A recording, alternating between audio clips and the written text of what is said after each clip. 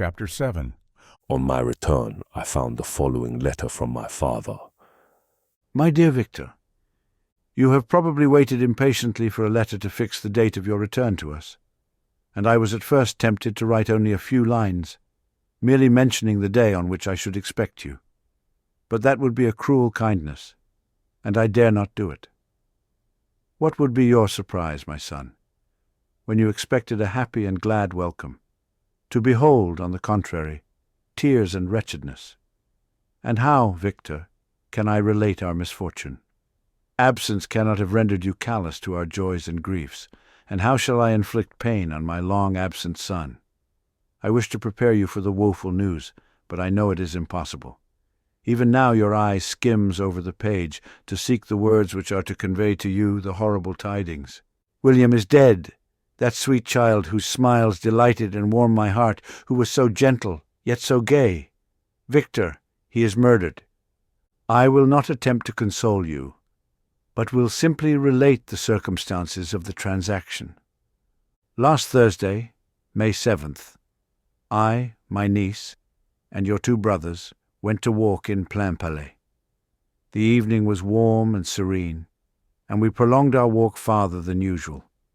It was already dusk before we thought of returning, and then we discovered that William and Ernest, who had gone on before, were not to be found. We accordingly rested on a seat until they should return. Presently Ernest came and inquired if we had seen his brother. He said that he had been playing with him, that William had run away to hide himself, and that he vainly sought for him, and afterwards waited for him a long time, but that he did not return.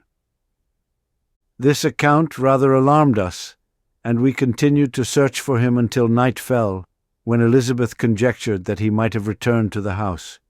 He was not there. We returned again with torches, for I could not rest when I thought that my sweet boy had lost himself, and was exposed to all the damps and dews of night. Elizabeth also suffered extreme anguish.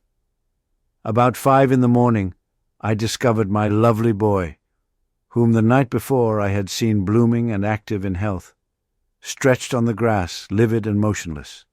The print of the murderer's finger was on his neck. He was conveyed home, and the anguish that was visible in my countenance betrayed the secret to Elizabeth. She was very earnest to see the corpse. At first I attempted to prevent her, but she persisted, and entering the room where it lay, hastily examined the neck of the victim, and clasping her hands exclaimed, "O God, I have murdered my darling child." She fainted, and was restored with extreme difficulty.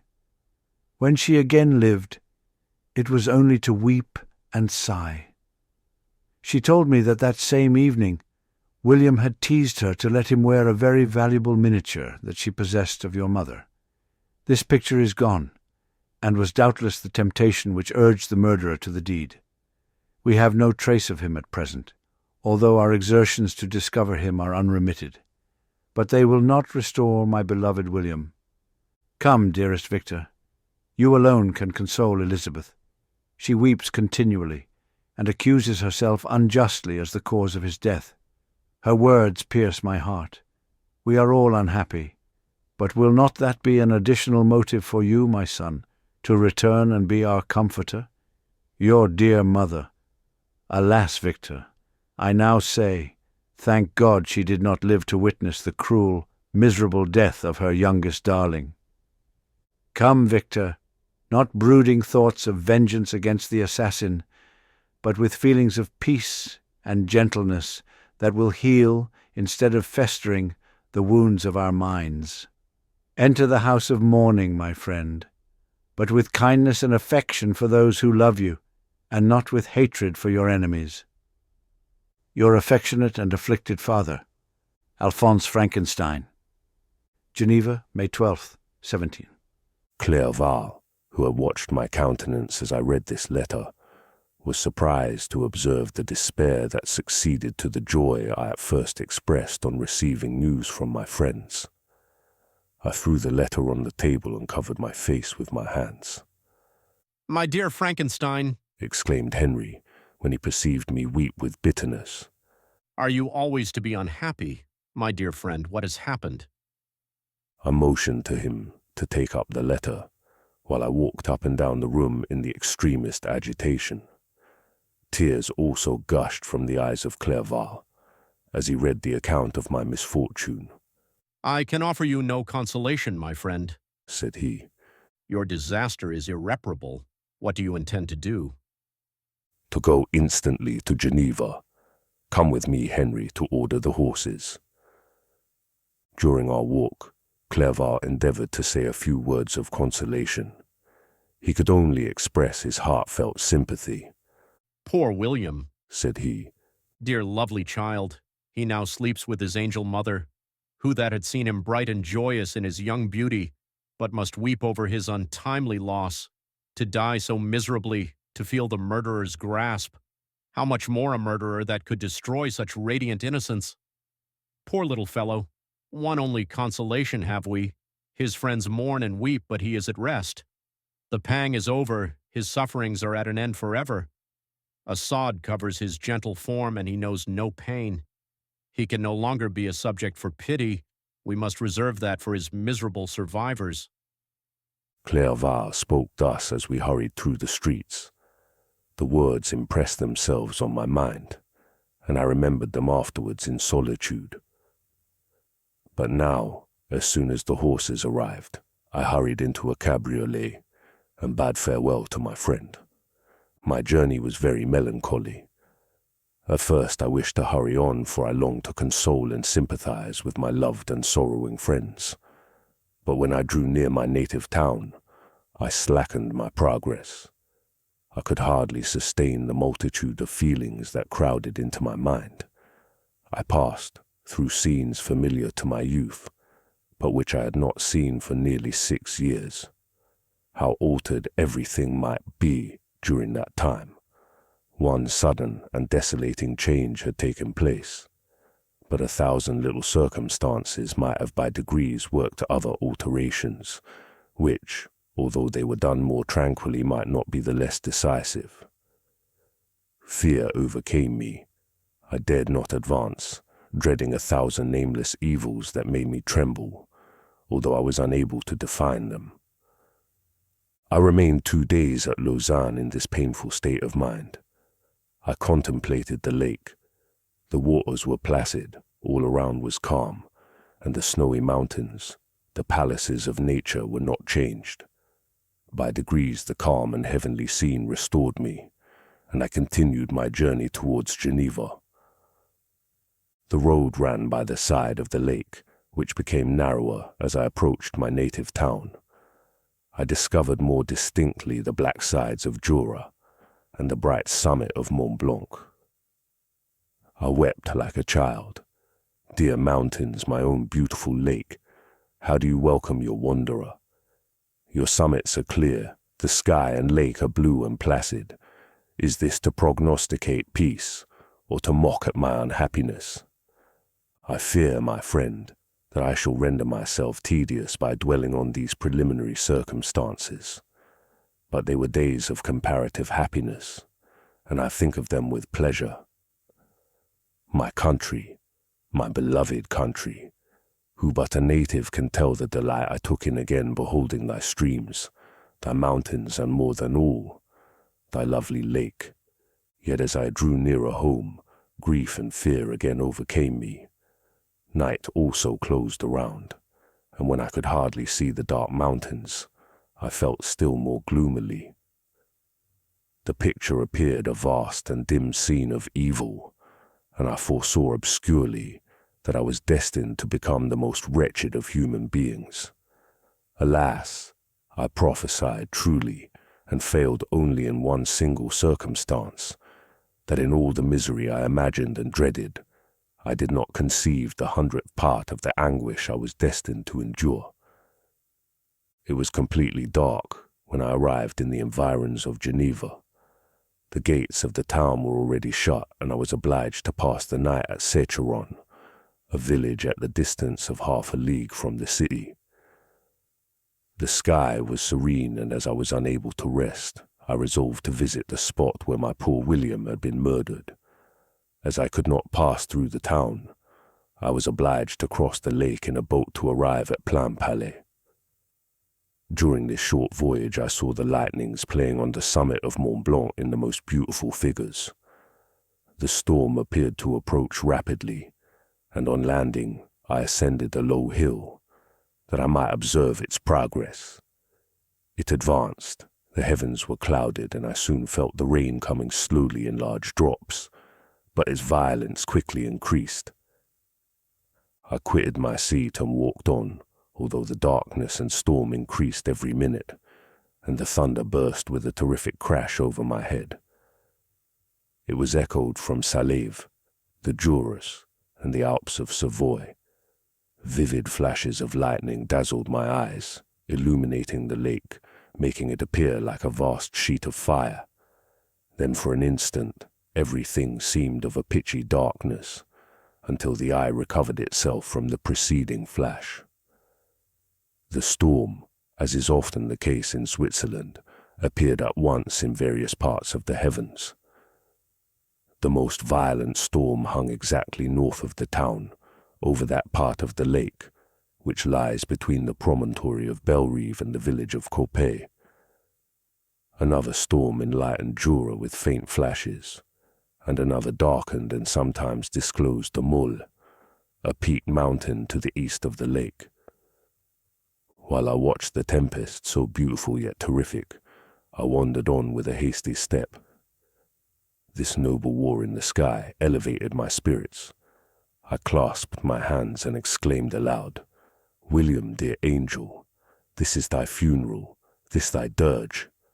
As I said these words, I perceived in the gloom a figure which stole from behind a clump of trees near me. I stood fixed, gazing intently. I could not be mistaken. A flash of lightning illuminated the object, and discovered its shape plainly to me. Its gigantic stature and the deformity of its aspect, more hideous than belongs to humanity, instantly informed me that it was the wretch, the filthy demon, to whom I had given life. What did he there? Could he be, I shuddered at the conception, the murderer of my brother? No sooner did that idea cross my imagination than I became convinced of its truth. My teeth chattered, and I was forced to lean against a tree for support. The figure passed me quickly, and I lost it in the gloom. Nothing in human shape could have destroyed that fair child. He was the murderer. I could not doubt it. The mere presence of the idea was an irresistible proof of the fact. I thought of pursuing the devil, but it would have been in vain, for another flash discovered him to me hanging among the rocks of the nearly perpendicular ascent of Mont Salève, a hill that bounds Plainpalais on the south. He soon reached the summit and disappeared. I remained motionless. The thunder ceased, but the rain still continued, and the scene was enveloped in an impenetrable darkness. I revolved in my mind the events which I had until now sought to forget, the whole train of my progress towards the creation, the appearance of the work of my own hands alive at my bedside, its departure. 2 years had now nearly elapsed since the night on which he first received life. And was this his first crime? Alas, I had turned loose into the world a depraved wretch whose delight was in carnage and misery. Had he not murdered my brother? No one can conceive the anguish I suffered during the remainder of the night, which I spent cold and wet in the open air. But I did not feel the inconvenience of the weather. My imagination was busy in scenes of evil and despair. I considered the being whom I had cast among mankind, and endowed with the will and power to effect purposes of horror, such as the deed which he had now done. Nearly in the light of my own vampire, my own spirit let loose from the grave, and forced to destroy all that was dear to me. Day dawned, and I directed my steps towards the town. The gates were open, and I hastened to my father's house. My first thought was to discover what I knew of the murderer, and cause instant pursuit to be made. But I paused when I reflected on the story that I had to tell. A being whom I myself had formed and endued with life had met me at midnight among the precipices of an inaccessible mountain. I remembered also the nervous fever with which I had been seized just at the time that I dated my creation, and which would give an air of delirium to a tale otherwise so utterly improbable. I well knew that if any other had communicated such a relation to me, I should have looked upon it as the ravings of insanity. Besides, the strange nature of the animal would elude all pursuit, even if I were so far credited as to persuade my relatives to commence it. And then of what use would be pursuit? Who could arrest a creature capable of scaling the overhanging sides of Mont Salève? These reflections determined me, and I resolved to remain silent. It was about 5 in the morning when I entered my father's house. I told the servants not to disturb the family, and went into the library to attend their usual hour of rising. 6 years had elapsed, passed as a dream, but for one indelible trace, and I stood in the same place where I had last embraced my father before my departure for Ingolstadt. Beloved and venerable parent, he still remained to me. I gazed on the picture of my mother, which stood over the mantelpiece. It was an historical subject painted at my father's desire, and represented Caroline Beaufort in an agony of despair, kneeling by the coffin of her dead father. Her garb was rustic and her cheek pale, but there was an air of dignity and beauty that hardly permitted the sentiment of pity. Below this picture was a miniature of William, and my tears flowed when I looked upon it.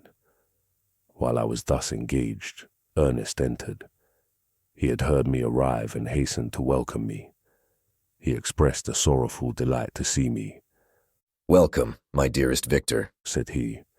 "Ah, I wish you had come 3 months ago, and then you would have found us all joyous and delighted. You come to us now to share a misery which nothing can alleviate, yet your presence will, I hope, revive our father, who seems sinking under his misfortune. And your persuasions will induce poor Elizabeth to cease her vain and tormenting self-accusations. Poor William, he was our darling and our pride." Tears unrestrained fell from my brother's eyes. A sense of mortal agony crept over my frame. Before, I had only imagined the wretchedness of my desolated home. The reality came on me as a new and a not less terrible disaster. I tried to calm Ernest. I inquired more minutely concerning my father, and her I named my cousin. "She most of all," said Ernest, "requires consolation. She accused herself of having caused the death of my brother, and that made her very wretched. But since the murderer has been discovered—" "The murderer discovered? Good God! How can that be? Who could attempt to pursue him? It is impossible. One might as well try to overtake the winds or confine a mountain stream with a straw. I saw him too. He was free last night." "I do not know what you mean," replied my brother, in accents of wonder.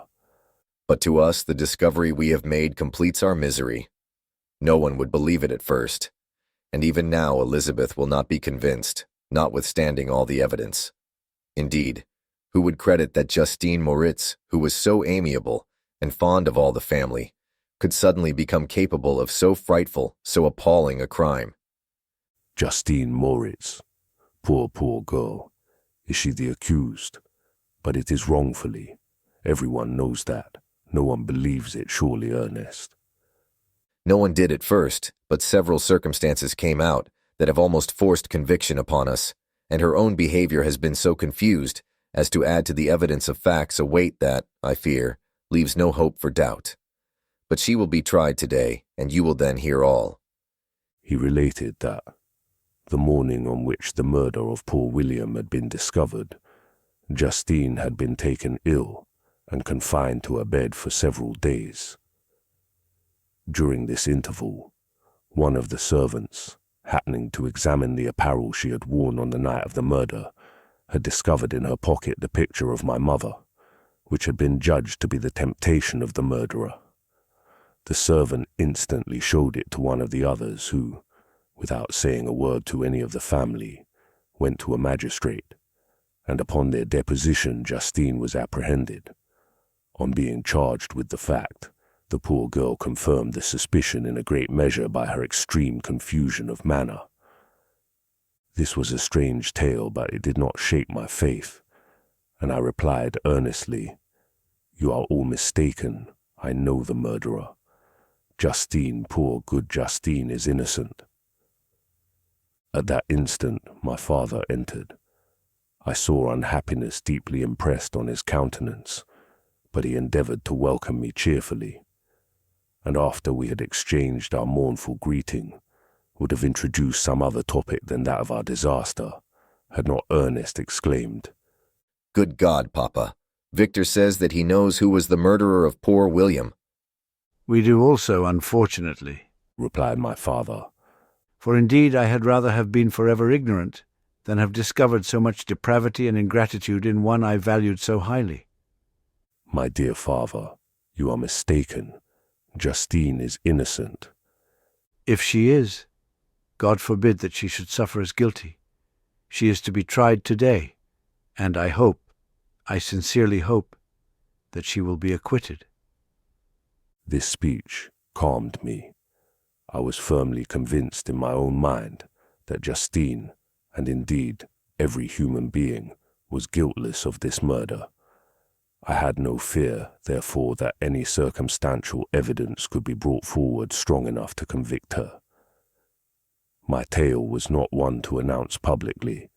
Its astounding horror would be looked upon as madness by the vulgar. Did anyone indeed exist, except I, the Creator, who would believe, unless his senses convinced him, in the existence of the living monument of presumption and rash ignorance, which I had let loose upon the world? We were soon joined by Elizabeth. Time had altered her since I last beheld her. It had endowed her with loveliness surpassing the beauty of her childish years. There was the same candor, the same vivacity, but it was allied to an expression more full of sensibility and intellect. She welcomed me with the greatest affection.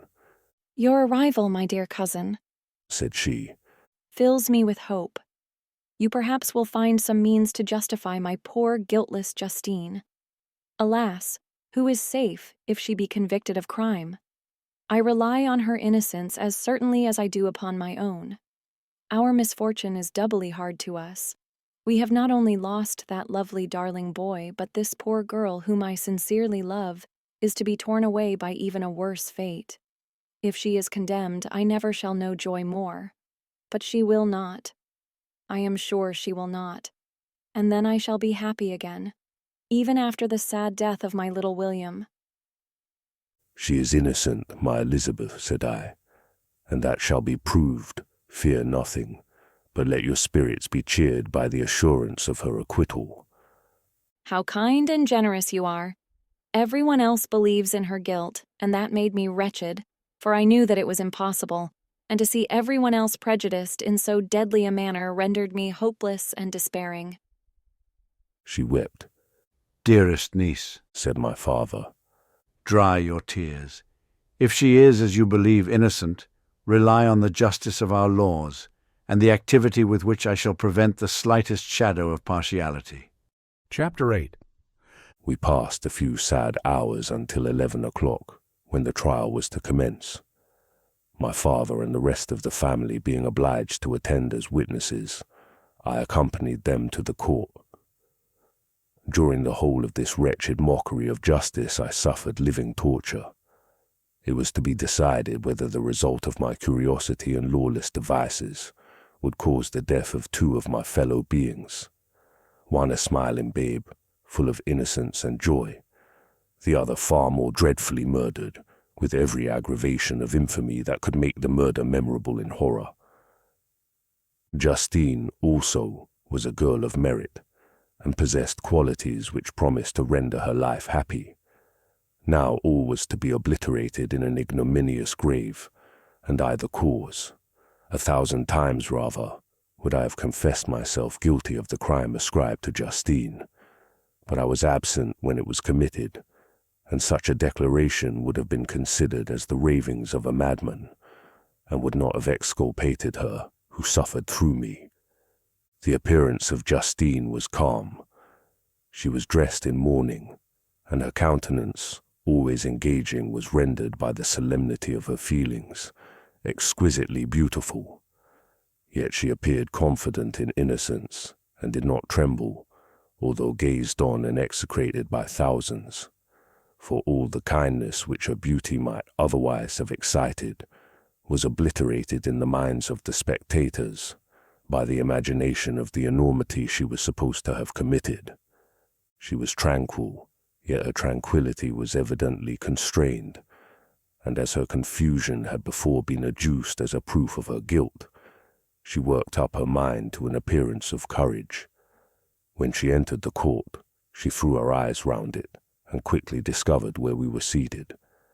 A tear seemed to dim her eye when she saw us, but she quickly recovered herself, and a look of sorrowful affection seemed to attest her utter guiltlessness. The trial began, and after the advocate against her had stated the charge, several witnesses were called. Several strange facts combined against her, which might have staggered anyone who had not such proof of her innocence as I had. She had been out the whole of the night on which the murder had been committed, and towards morning had been perceived by a market woman, not far from the spot where the body of the murdered child had been afterwards found. The woman asked her what she did there, but she looked very strangely and only returned a confused and unintelligible answer. She returned to the house about 8 o'clock, and when one inquired where she had passed the night, she replied that she had been looking for the child, and demanded earnestly if anything had been heard concerning him. When shown the body, she fell into violent hysterics and kept her bed for several days. The picture was then produced, which the servant had found in her pocket, and when Elizabeth, in a faltering voice, proved that it was the same which, an hour before the child had been missed, she had placed round his neck, a murmur of horror and indignation filled the court. Justine was called on for her defense. As the trial had proceeded, her countenance had altered. Surprise, horror, and misery were strongly expressed. Sometimes she struggled with her tears, but when she was desired to plead, she collected her powers and spoke in an audible although variable voice. God knows, she said, how entirely I am innocent, but I do not pretend that my protestations should acquit me. I rest my innocence on a plain and simple explanation of the facts which have been adduced against me, and I hope the character I have always borne will incline my judges to a favorable interpretation where any circumstance appears doubtful or suspicious. She then related that, by the permission of Elizabeth, she had passed the evening of the night on which the murder had been committed at the house of an aunt at Shelley, a village situated at about a league from Geneva. On her return at about 9 o'clock, she met a man who asked her if she had seen anything of the child who was lost. She was alarmed by this account and passed several hours in looking for him, when the gates of Geneva were shut and she was forced to remain several hours of the night in a barn belonging to a cottage, being unwilling to call up the inhabitants, to whom she was well known. Most of the night she spent here watching. Towards morning she believed that she slept for a few minutes. Some steps disturbed her, and she awoke.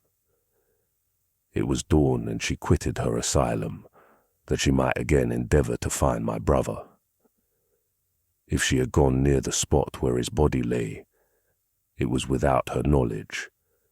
That she had been bewildered when questioned by the market woman was not surprising, since she had passed a sleepless night, and the fate of poor William was yet uncertain. Concerning the picture she could give no account.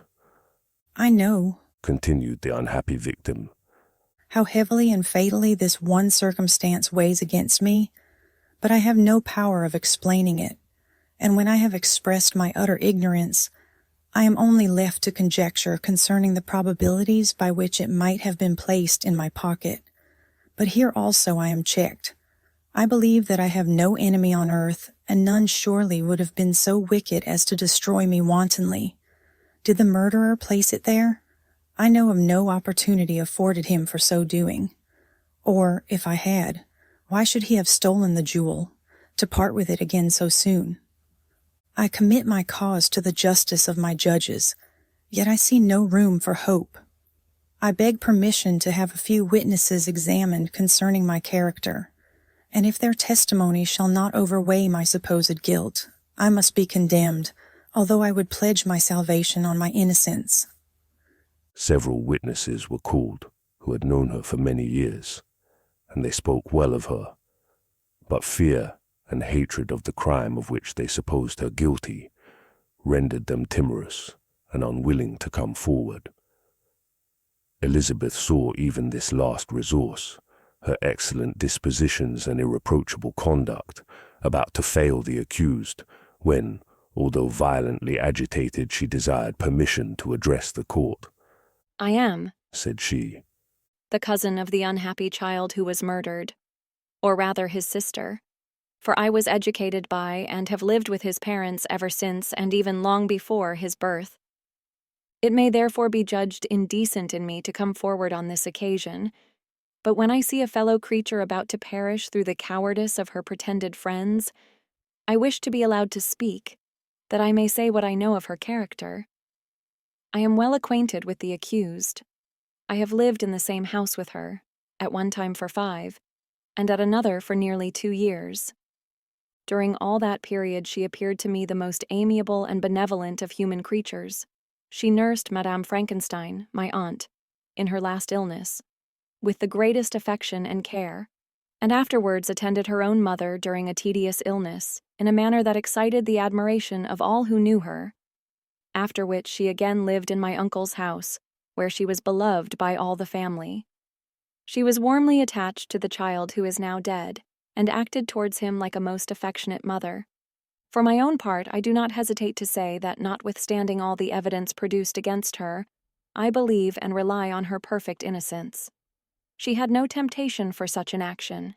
As to the bauble on which the chief proof rests, if she had earnestly desired it, I should have willingly given it to her.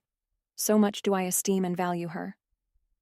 A murmur of approbation followed Elizabeth's simple and powerful appeal, but it was excited by her generous interference, and not in favor of poor Justine, on whom the public indignation was turned with renewed violence, charging her with the blackest ingratitude.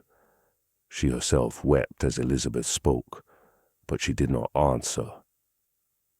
My own agitation and anguish was extreme during the whole trial. I believed in her innocence. I knew it.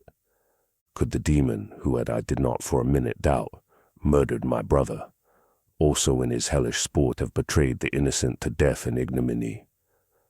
I could not sustain the horror of my situation, and when I perceived that the popular voice and the countenances of the judges had already condemned my unhappy victim, I rushed out of the court in agony. The tortures of the accused did not equal mine. She was sustained by innocence, but the fangs of remorse tore my bosom and would not forego their hold. I passed a night of unmingled wretchedness. In the morning I went to the court. My lips and throat were parched. I dared not ask the fatal question, but I was known and the officer guessed the cause of my visit. The ballots had been thrown. They were all black, and Justine was condemned. I cannot pretend to describe what I then felt. I had before experienced sensations of horror, and I have endeavored to bestow upon them adequate expressions, but words cannot convey an idea of the heart-sickening despair that I then endured. The person to whom I addressed myself added that Justine had already confessed her guilt. "That evidence," he observed, "was hardly required in so glaring a case, but I am glad of it, And indeed, none of our judges like to condemn a criminal upon circumstantial evidence, be it ever so decisive. This was strange and unexpected intelligence. What could it mean? Had my eyes deceived me? And was I really as mad as the whole world would believe me to be if I disclosed the object of my suspicions? I hastened to return home, and Elizabeth eagerly demanded the result. "My cousin," replied I, "it is decided as you may have expected. All judges had rather that 10 innocent should suffer than that one guilty should escape. But she has confessed." This was a dire blow to poor Elizabeth, who had relied with firmness upon Justine's innocence. Alas, Said she, how shall I ever again believe in human goodness? Justine, whom I loved and esteemed as my sister, how could she put on those smiles of innocence only to betray? Her mild eyes seemed incapable of any severity or guile, and yet she has committed a murder. Soon after we heard that the poor victim had expressed a desire to see my cousin. My father wished her not to go, but said that he left it to her own judgment and feelings to decide. Yes, Said Elizabeth. I will go, although she is guilty. And you, Victor, shall accompany me. I cannot go alone. The idea of this visit was torture to me, yet I could not refuse. We entered the gloomy prison chamber and beheld Justine sitting on some straw at the farther end. Her hands were manacled, and her head rested on her knees. She rose on seeing us enter, and when we were left alone with her, she threw herself at the feet of Elizabeth, weeping bitterly. My cousin wept also. Oh, Justine, Said she, why did you rob me of my last consolation? I relied on your innocence, and although I was then very wretched, I was not so miserable as I am now. And do you also believe that I am so very, very wicked? Do you also join with my enemies to crush me, to condemn me as a murderer? Her voice was suffocated with sobs. Rise, my poor girl. Said Elizabeth. Why do you kneel if you are innocent? I am not one of your enemies. I believed you guiltless, notwithstanding every evidence, until I heard that you had yourself declared your guilt. That report, you say, is false. And be assured, dear Justine, that nothing can shake my confidence in you for a moment, but your own confession. I did confess, but I confessed a lie. I confessed that I might obtain absolution, but now that falsehood lies heavier at my heart than all my other sins. The God of heaven forgive me. Ever since I was condemned, my confessor has besieged me. He threatened and menaced until I almost began to think that I was the monster that he said I was. He threatened excommunication and hellfire in my last moments, if I continued obdurate. Dear lady, I had none to support me. All looked on me as a wretch doomed to ignominy and perdition. What could I do? In an evil hour I subscribed to a lie, and now only am I truly miserable. She paused, weeping, and then continued. I thought with horror, my sweet lady, that you should believe your Justine, whom your blessed aunt had so highly honored, and whom you loved, was a creature capable of a crime which none but the devil himself could have perpetrated. Dear William, dearest blessed child, I soon shall see you again in heaven, where we shall all be happy, and that consoles me, going as I am to suffer ignominy and death. Oh, Justine, forgive me for having for one moment distrusted you. Why did you confess? But do not mourn, dear girl. Do not fear. I will proclaim, I will prove your innocence. I will melt the stony hearts of your enemies by my tears and prayers. You shall not die. You, my playfellow, my companion, my sister, perish on the scaffold. No, no, I never could survive so horrible a misfortune. Justine shook her head mournfully. I do now not fear to die, She said. That pang is past. God raises my weakness and gives me courage to endure the worst. I leave a sad and bitter world, and if you remember me, and think of me as of one unjustly condemned. I am resigned to the fate awaiting me. Learn from me, dear lady, to submit in patience to the will of heaven." During this conversation, I had retired to a corner of the prison room, where I could conceal the horrid anguish that possessed me. Despair. Who dared talk of that? The poor victim, who on the morrow was to pass the awful boundary between life and death, felt not as I did, such deep and bitter agony. I gnashed my teeth and ground them together, uttering a groan that came from my inmost soul. Justine started. When she saw who it was, she approached me and said, "Dear sir, you are very kind to visit me. You, I hope, do not believe that I am guilty?" I could not answer. "No, Justine. Said Elizabeth. He is more convinced of your innocence than I was, for even when he heard that you had confessed, he did not credit it." "I truly thank him.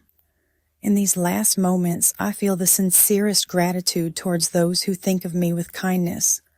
How sweet is the affection of others to such a wretch as I am. It removes more than half my misfortune, and I feel as if I could die in peace now that my innocence is acknowledged by you, dear lady, and your cousin." Thus the poor sufferer tried to comfort others and herself. She indeed gained the resignation she desired. But I, the true murderer, felt the never-dying worm alive in my bosom, which allowed of no hope or consolation. Elizabeth also wept and was unhappy, but hers also was the misery of innocence which, like a cloud that passes over the fair moon, for a while hides but cannot tarnish its brightness. Anguish and despair had penetrated into the core of my heart. I bore a hell within me which nothing could extinguish. We stayed several hours with Justine, and it was with great difficulty that Elizabeth could tear herself away. "I wish," cried she, "that I were to die with you.